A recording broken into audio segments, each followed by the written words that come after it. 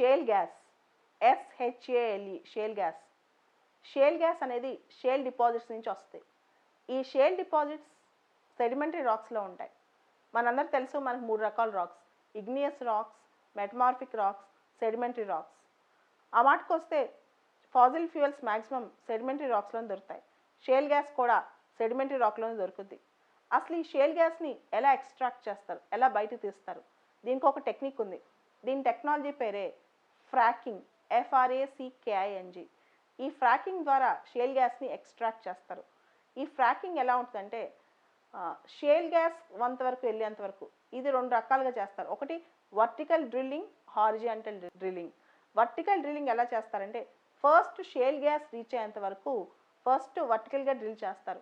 ఆ shale gas reach అయిన తర్వాత హారిజాంటల్గా డ్రిల్ చేస్తారు. అండ్ ఈ ఎక్స్ట్రాక్షన్ ప్రాసెస్లో హై ప్రెషర్లో వాటర్ని వాడతారు. వాటర్ని ఇంజెక్ట్ చేస్తూ దాంతోపాటు శాండ్, కొన్ని కెమికల్స్ వాడతారనమాట. షేల్ గ్యాస్ ఎక్స్ట్రాక్షన్లో ఫస్ట్ వర్టికల్ డ్రిల్ చేస్తారు, తర్వాత హారిజాంటల్ డ్రిల్ చేస్తారు. ఆ షేల్ గ్యాస్ వచ్చేంత వరకు సెడిమెంటరీ రాక్స్లో వర్టికల్గా డ్రిల్ చేస్తారు, ఆ తర్వాత హారిజాంటల్గా డ్రిల్ చేస్తారు. ఆ టైంలోనే ఇక్కడ వాటర్ని హై ప్రెషర్లో వాడి, హెవీ ప్రెషర్లో వాటర్ని వాడుతూ, వాటర్ని ఇంజెక్ట్ చేస్తూ శాండ్, సర్టెన్ కెమికల్స్ కూడా వాడతారు. ఇక్కడ ఒక మోస్ట్ ఇంపార్టెంట్ సబ్స్టెన్స్ వాడతారు. ఇదే స్టోరీ మొత్తం స్టార్ట్ అవుతుంది అనమాట. గౌర్గామ్ అని, గౌర్గామ్ అని చెప్పి GUARGUM, గౌర్గమ్ అని ఒక మోస్ట్ ఇంపార్టెంట్ సబ్స్టెన్స్ వాడతారనమాట. ఈ గౌర్గమ్ అంటే ఏంటి? Guar gum is a jelly like substance which is used in extracting shale gas, which is injected in combination with water, తర్వాత other chemicals and sand. Water, other chemicals and sand కలిపి ఈ jelly వాడతారు. ఇదే గౌర్గమ్. ఈ మొత్తం ప్రాసెస్ని వర్టికల్ డ్రిల్లింగ్, హారిజాంటల్ డ్రిల్లింగ్, తర్వాత ఈ సబ్స్టెన్స్ అన్నీ వాడి ఇదంతా చేసేదాన్ని ఫ్రాకింగ్ అంటాం అనమాట. అండ్ ఇక్కడ గుర్తుపెట్టుకోండి, US is the largest producer of shale gas. Shale గ్యాస్లో టాప్ మోస్ట్ ఉంది US. ప్రజెంట్ ఉన్న పీరియడ్లో US కొంతవరకు ఫాజిల్ ఫ్యూయల్స్ నుంచి మూవ్ అయిపోయి షేల్ గ్యాస్కి వెళ్ళిపోయింది. అంటే కంప్లీట్గా ఫాజిల్ ఫ్యూయల్స్ వదిలేసిందని కాదు.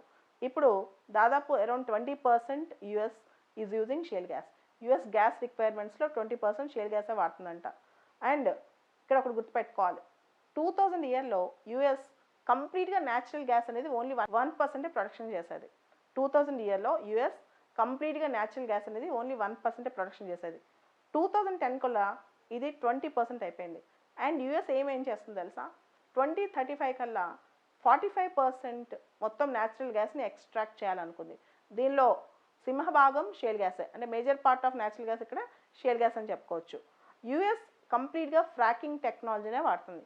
సేమ్ టెక్నాలజీ, ఫ్రాకింగ్ టెక్నాలజీని, అంటే షేల్ గ్యాస్ ఎక్స్ప్లోరేషన్లో ఫ్రాకింగ్ టెక్నాలజీ ఇందాక చెప్పుకున్నాం కదా, vertical, horizontal and injecting water, heavy pressure with chemicals, guar gum, ఇవన్నీ చెప్పి. అండ్ ఇక్కడ US don't have sufficient production of guar gum. ఈ GUARGUM, గౌర్గమ్ అనే ప్రొడక్షన్ USకి లేదనమాట. So US is completely dependent on India. US చాలా వరకు ఈ గౌర్గమ్లో ఇండియా మీద డిపెండ్ అయింది. India is a leading producer of guar gum seeds. ఈ గౌర్గమ్ GUAR, గౌర్ సీడ్స్ అని ఇండియాలో పండుతాయి అనమాట. ఈ గౌర్ సీడ్స్ నుంచి గౌర్గమ్ని ఎక్స్ట్రాక్ట్ చేస్తాం. ఈ GUAR, ఈ గౌర్ సీడ్స్ నుంచి గౌర్గమ్ని ఎక్స్ట్రాక్ట్ చేస్తాం అనమాట. వరల్డ్లో 70 to 80% గౌర్గమ్ ఇండియాలోనే ప్రొడ్యూస్ అవుతుంది. దానిలో కూడా ఇండియాలో ప్రొడ్యూస్ అయ్యే దానిలో 70% రాజస్థాన్లో ప్రొడ్యూస్ అవుతుంది, మిగతాది గుజరాత్లో, హర్యానాలో ప్రొడ్యూస్ అవుతుంది అనమాట. అంటే గౌర్గమ్ సీడ్స్ ఎక్కువ రాజస్థాన్లో ప్రొడ్యూస్ అవుతాయి. అండ్ ఇండియా 100 కంట్రీస్ పైన గౌర్గమ్ సీడ్స్ని ఎక్స్పోర్ట్ చేస్తుంది, గౌర్గమ్ని ఎక్స్పోర్ట్ చేస్తుంది అనమాట. సో ఇండియా దీనిలో చాలా leading player. Guar gum, GUARGUM, guar gum seeds ప్రొడక్షన్లో లీడింగ్ ప్లేయర్ అనమాట India. And India per annum produces 8.5 lakh tons of guar gum seeds. India per annum produces 8.5 lakh tons of guar gum seeds అనమాట.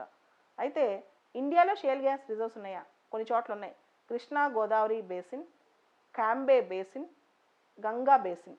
Krishna Godavari basin, Cambay, CAMBAY, Cambay basin, Ganga basin. And ప్రిడామినెంట్గా ఈ ప్లేసెస్లోనే మనకి shale reserves ఉన్నాయి. అయితే shale gas extractions పెరగడం వల్ల వచ్చే ప్రాబ్లమ్స్ ఏంటంటే ఎమిషన్స్ ఎక్కువ అవుతాయి. పర్టికులర్గా మీథేన్ ఎక్కువ బయటకు వస్తుంది అనమాట నువ్వు షేల్ని ఎక్స్ట్రాక్ట్ చేస్తుంటే. రెండోది ఈ హైడ్రాలిక్, ఈ డ్రిల్లింగ్ సిస్టంలో యాక్సిడెంట్స్ అయ్యే అవకాశం ఉంది. మూడోది shale gas transport system, storage system సరిగ్గా లేదు ఏ కంట్రీలో కూడా.